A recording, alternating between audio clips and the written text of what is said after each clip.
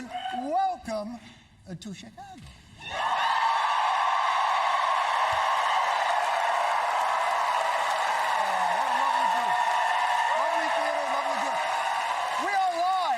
Right now we are live. The Democratic Convention is wrapping up maybe hours from here. We don't really know where it is. It's far from this theater. But what a night for Kamala Harris. By the way, the anticipation was high tonight. And not just for Kamala Harris. Speculation was running wild today that there would be a surprise guest. Boy, did they deliver. Please welcome Michigan Representative Alyssa Slotkin.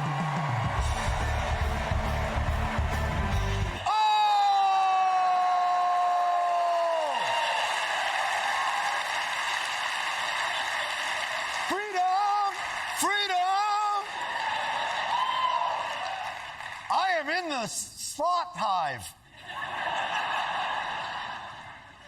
You thought that it was Beyonce because everybody thought that it was going to be Beyonce coming out there, but it was Slotkin all along. Everybody knew. Tonight was the final night for the DNC, and they did it all. They spoke in support of curbing gun violence. They spoke in support of investing in our schools, fighting climate change, and upside-down drumming. A remarkable story. Born conjoined. They didn't let that stop them from upside-down drumming. But it was Kamala's night, and her opportunity.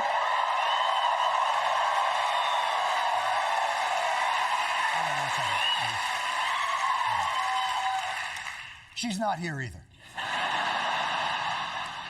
No Beyonce, no Kamala. Okay. Hey! Tickets are free, mother.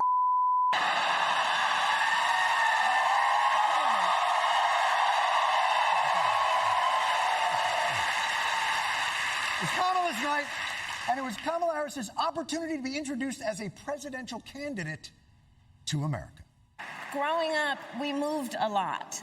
I will always remember that big Mayflower truck packed with all our belongings, ready to go to Illinois, to Wisconsin. Just name swing states. Just say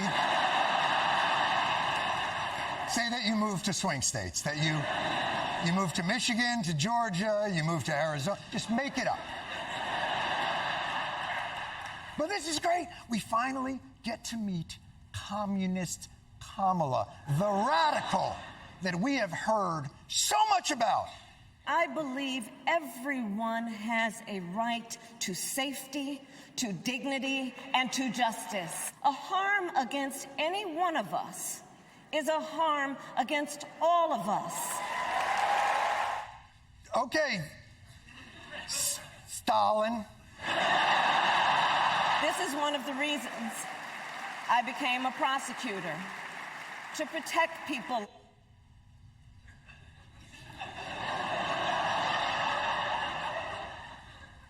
Das Vidanya, comrade. I stood up for women and children against predators who abuse them. I fought against the cartels who traffic in guns and drugs and human beings, who threaten the security of our border and the safety of our communities. And I will tell you, these fights were not easy. Why are you doing the thing that they told us that you were going to do? With the hammer and the sickle and the bandoleros with the jello shots and why are you doing this? On behalf of everyone whose story could only be written in the greatest nation on earth, I accept your nomination to be President of the United States of America.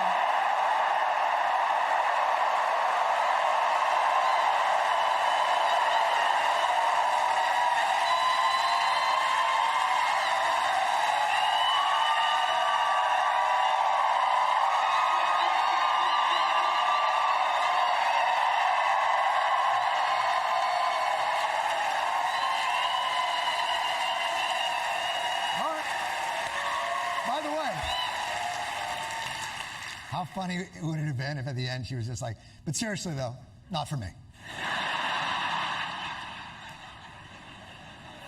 This has all been great, but I've been thinking it over.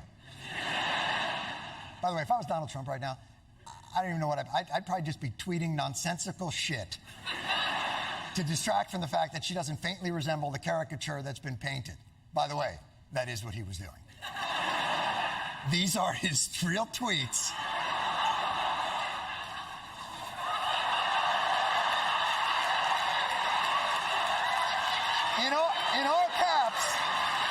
In all caps, where's Hunter? I swear to God, the guy running for president on the Republican ticket has morphed into a poor man's cat turd. Of course, an important part of tonight was familiarizing people with the Democratic nominee's biography, a hallowed walk through the trials and tribulations that formed the ethos and spirit of the Democratic nominee. Because up until tonight, they didn't have a lot. Thin on the anecdotes, quite frankly. I mean, I know they didn't have much time, but this is what they were running out there. Vice President Harris came and visited my restaurant.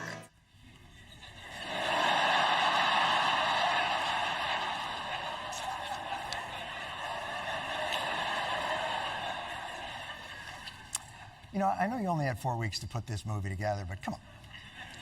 You got to do better than... I was working and she walked in. I drove her in an Uber. Come on, the big movers and shakers of the Democratic Party must know her well. She worked at McDonald's. And she greeted every person with that 1,000-watt smile and said, "How can I help you?"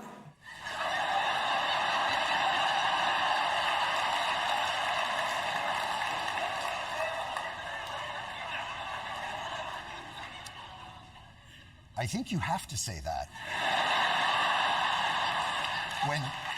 when you work at McDonald's, or really any point of service occupation. How can I help you is kind of the thing. I don't know that the transaction can really take place if you do not acknowledge that delicate dance of whether or not they will supersize. Are there less professional, more personal stories? My phone rings. It's Kamala Harris. She called me. My phone rang again, and it was Vice President Kamala Harris. If you're lucky enough to be her friend, she calls you on her birthday. Wait.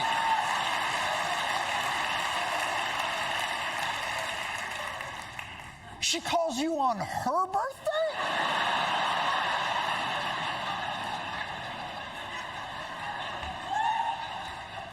That is very on her birthday, she calls you. Hey, girl.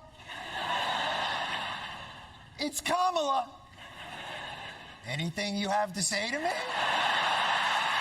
That you should have said hours ago? By the way, this is like night 3 information. We're 3 days into the convention and we're like, so she has a phone. By the way, is literally one of the only things we knew about her before she took office. We did it. We did it, Joe. She called people. But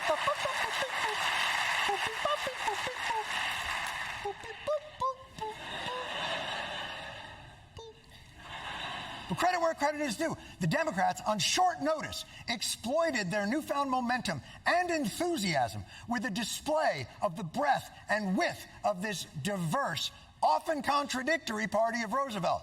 At their convention, they had union leaders and CEOs. They had Democratic Party icons and lifelong Republicans. They had a guy yelling, "Screw the billionaires," followed immediately by a very happy billionaire.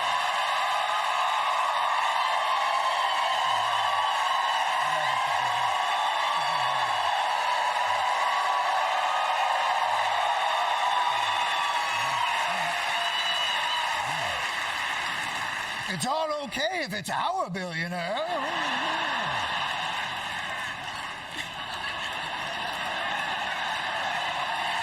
I don't like billionaires, but he's all right. They had guys making fun of people for going to Yale, and a bunch of people who went to Yale.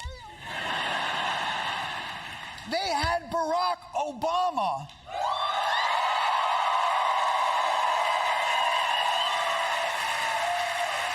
and Jewish Barack Obama.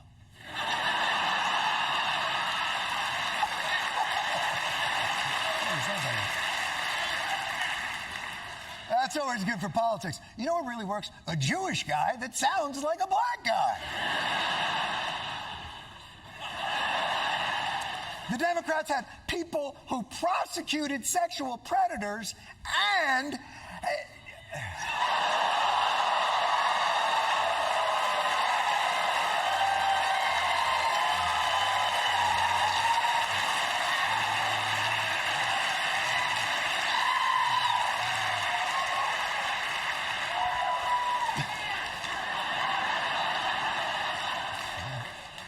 There goes that booking.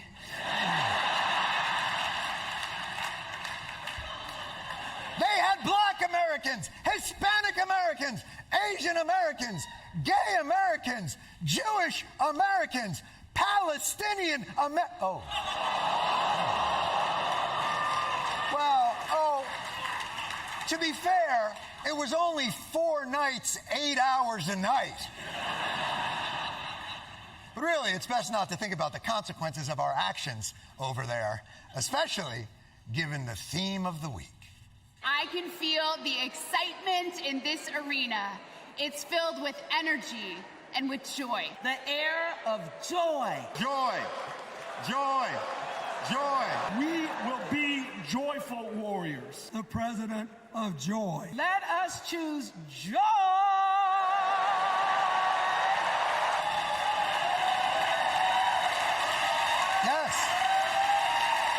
Yes. Oh, it was joyful.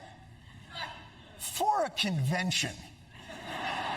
I know what real joy looks like because I've watched Oprah on her show. You thought people were happy to see her endorse Kamala Harris. You should see what they do when she gives them lip liner. People want this. It's the Sony virus.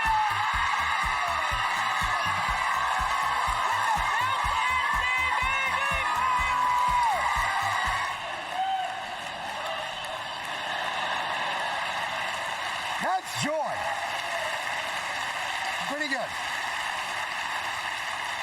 The Democrats are about joy, and they are about excitement. Oh, and one other thing.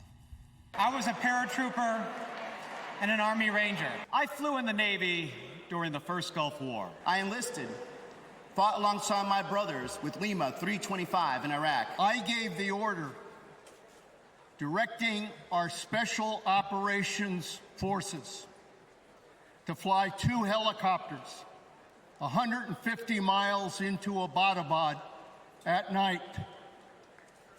And by the time the sun rose, Osama bin Laden was dead.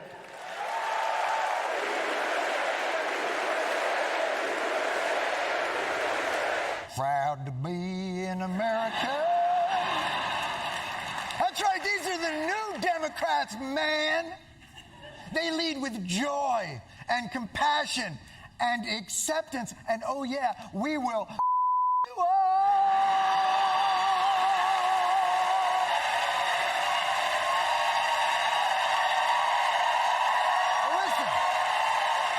Listen to me. Whatever you're feeling, go with it. Whether that feeling is joy or perhaps relief at having a chance when you had none is exhilarating. And the Democrats were hitting all the right notes. The cameraman? Not so much. When a house is on fire, we don't ask about the homeowner's race or religion. No. We just try to do the best we can to save them. And if the place happens to belong to a childless cat lady,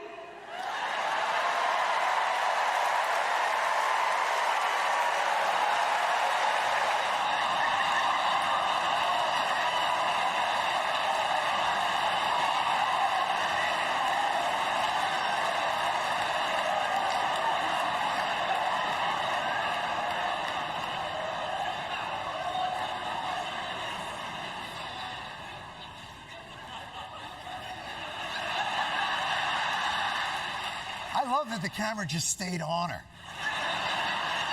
She literally turned around like, are these saying that is this? Hold on.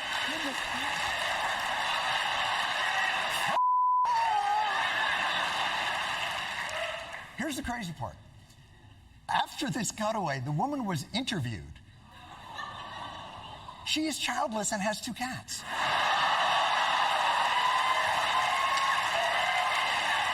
And you know what that means? A C-SPAN don't play. C-SPAN does the research. But ultimately, look, Democrats have already drank the Kool-Aid.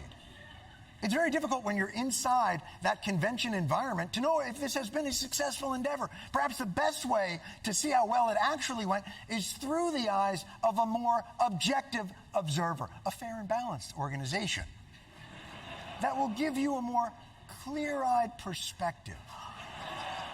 How did Fox News experience this convention? At the beginning, I've got to be honest, I'm not sure they cared for it. There's not much joy in this convention hall. There were empty seats here when even as late as when Joe Biden was speaking. The vibes are off. No one's talking to each other. This is probably the most boring scene I've ever seen in my entire life. Ooh. So boring. I forgot what a daredevil like you is. Ooh, I forgot your life is a never-ending joyride of talking to Brit Hume in between catheter ads on Fox. Ooh. You're a murderer. What? But unfortunately for Jesse Knievel over here, the next night, even Fox had to acknowledge fire emoji. People are having a great time down here. Stevie Wonder just performed, and there's more electricity in this room. Good vibes. And you'll never guess what? They had a problem on this night as well. No one's talking about the actual issues that matter. All about fuzzy puppies and little kittens. All the joy, all the vibe, all the emotion is nothing but empty calories. They burn fast and make you fat. The good vibes aren't gonna, you can't eat good vibes, right? Oh, so which is it? Do the vibes fatten you up, or are they emotional Ozempic? Which one? But I guess you're right. You can't feed your family on vibes. You can only feed your family on immigration fear-mongering. You can't eat good vibes. I think you might be confusing vibes with the tomato-infused soup-adjacent fondue, the weapon of mass lactation that this city calls. I'll tell you that much. Yeah, that's right, motherfucker. Come on. You want a piece? You want a piece?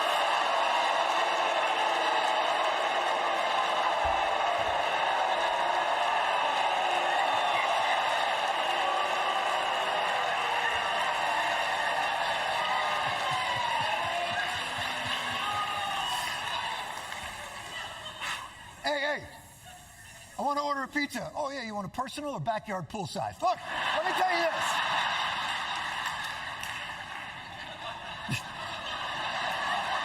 All right, I will say this. The bar pies are good. All right. I am winded. The point is this. By the third night of the convention, even at Fox News, the walls came tumbling down. Tim Walz, I said earlier tonight he had to do fine, and that would be enough. He did great for him, for this crowd. And I even followed the football metaphors. He'll be a great wingman for Kamala Harris.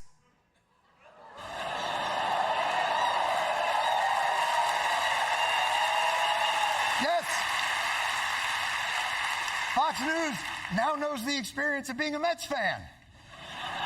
Watching the Yankees always win the World Series. Yeah, that's Derek Jeter. Very talented. Most of Fox News was admitting defeat, except for young Jesse Waters, who bravely continued the pretense that the convention was going badly. Even when the footage right next to his fucking head disagreed. Last night wasn't as jubilant as the media tells you. Seats were empty. It looked like there was a formal dress code. The lines to get in the stadium were long and silent. The only joy in the building was Joy Reid, who nobody even recognizes. You see these liberal media anchors walking around and no one even stops them for selfies. Actually feel bad for them. Last night felt like a funeral. And it was.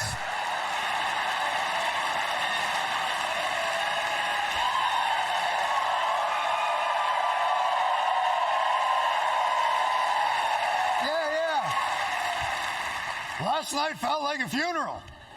And we all know funerals always have a DJ. Goodbye, dearest grandfather.